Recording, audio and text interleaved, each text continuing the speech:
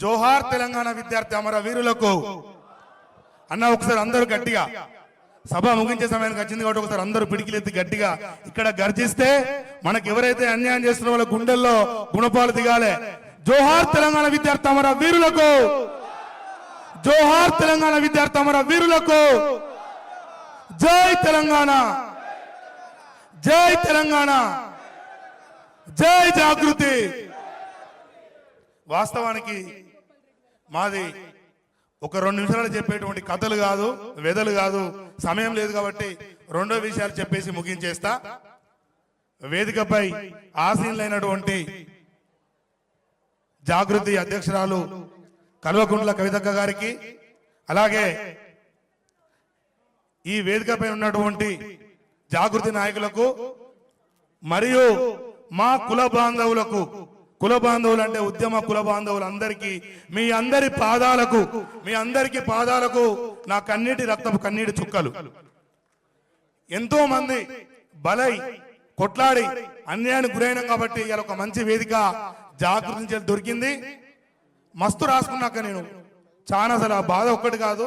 కరీంనగర్ నుండి బయలుదేరికి వచ్చినప్పుడు మొత్తం రాసుకొని ఎప్పుడు అవకాశం అవుతుందని చూస్తున్నా, కానీ అందరూ ఉద్యమ గొంతున్నారు కాబట్టి ఆ అవకాశం నాకు చివరిలో వచ్చింది. అయినప్పటికీ 2 విషయాలు చెప్పించేసి ముగిస్తా.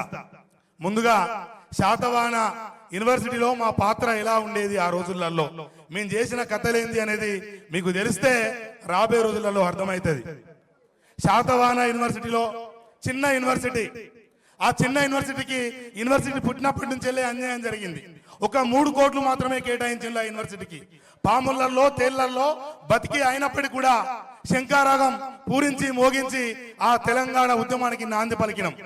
యూనివర్సిటీ విద్యార్థులందరం పాదయాత్ర అయితేనేమి, నిరాహార దీక్షలు అయితేనేమి, వంట వార్పులు అయితేనేమి, మిలియన్ పార్లమెంట్ అయితేనేమి, మిలియన్ మార్చ్ అయితేనేమి, ఎన్నో కార్యక్రమాలు చేసినాం.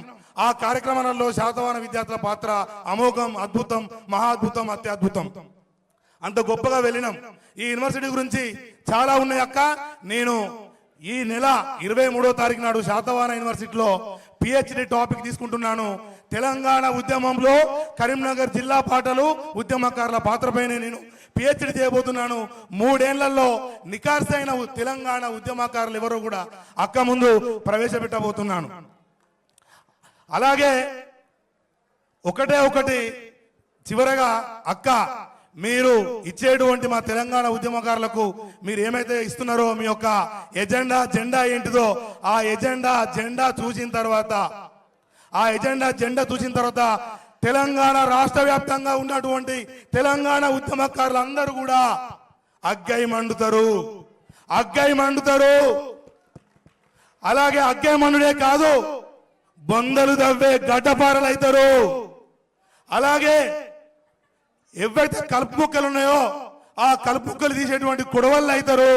అలాగే ముళ్ళ కంపలు తీసేటువంటి గొడ్డళ్ళై మీ ముందు మిమ్మల్ని ఖచ్చితంగా సీఎం చేయబోతున్నాం. త్వరలో మీరు సీఎం కాబోతున్నారు.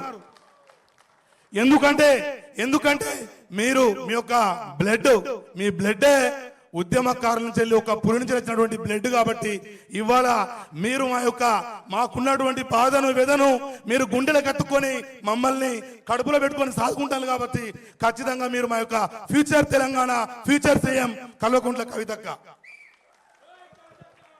కవితక్క సీఎం అయిపోయిందంటే ఒక్కొక్కరు భయపడుతున్నారు. కానీ మనకు బీఆర్ఎస్ పార్టీ ద్రోహం చేసింది. ఇప్పుడున్నటువంటి కాంగ్రెస్ పార్టీ కూడా 250 గదాల యొక్క స్థలాన్ని ఇవ్వకుండా మనకు అన్యాయం చేస్తుంది. కాబట్టి మనం రాబోయే రోజులలో కవితక్క వెంట ఉండి నడిపిస్తూ ఖచ్చితంగా అక్కను సీఎం చేద్దామా.